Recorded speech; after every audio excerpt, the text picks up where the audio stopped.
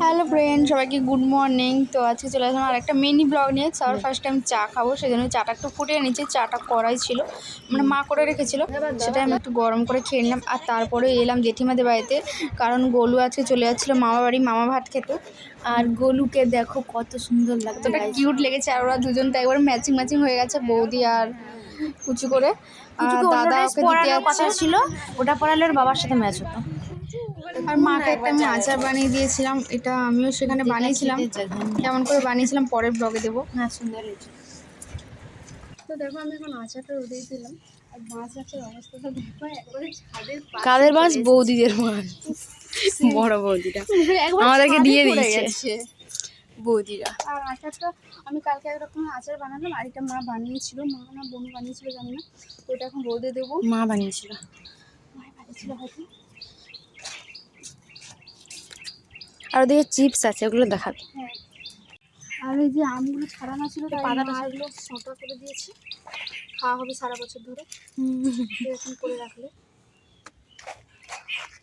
আর এইখানে চিপস বানানো ছিল, তো এই রোদেই আছে, তোলা হয়নি। কত কম হয়ে গেছে, কত আলু। হ্যাঁ, অনেকগুলো ছিল, আলু অনেক করতে হয়, না হলে হয় না। শুকিয়ে গেলে এই দুটোই হয়ে যায়, এই দুটোই আরো অনেক না কাট করেছি।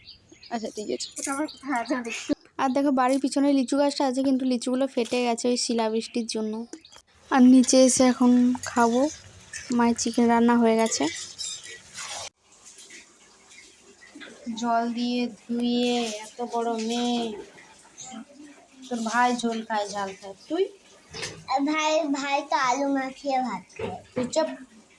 না, মামা ঘরে এখানে কি হয়েছে আজকে? চিকেন। হ্যাঁ, আর কি হয়েছে? এটা কি? বেগুন ভাজা, আর এটা ভাত, চাটনি, আর জল।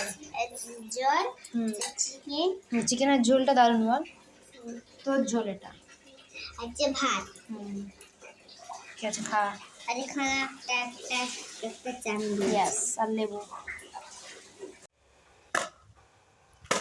হাই হাই করো।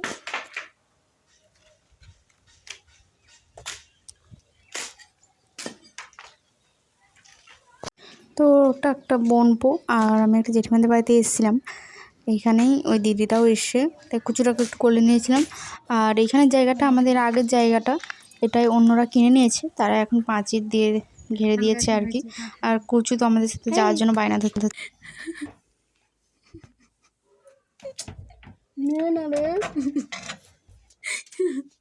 একটা কুর্তি বের করানোর জন্য পুরো সব পড়ে যাচ্ছে, ঝরে ঝরে পড়ে যাচ্ছে।